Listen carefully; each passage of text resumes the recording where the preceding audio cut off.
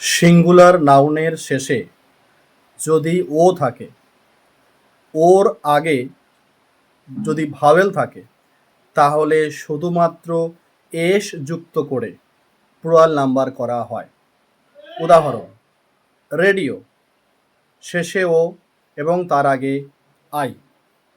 তাহলে এই রেডিওর প্লুরাল হবে রেডিওজ, RADIOS, এখানে এস হবে না।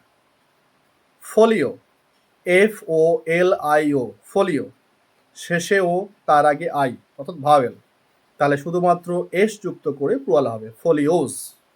ব্যাম্বু, BAMBOO, দেখো শেষে ও এবং তার আগেও ভাওয়েল রয়েছে, তাহলে এখানে শুধুমাত্র এস যুক্ত হবে ব্যাম্বুস।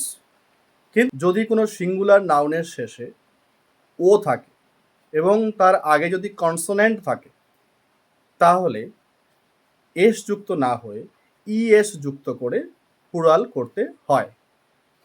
উদাহরণ: হিরো, HERO, শেষে ও তার আগে আর অর্থাৎ কনসোনেন্ট, তাহলে এই হিরোর প্লুরাল হবে হিরোজ অর্থাৎ ইএস যুক্ত হবে, এখানে কিন্তু এস হবে না।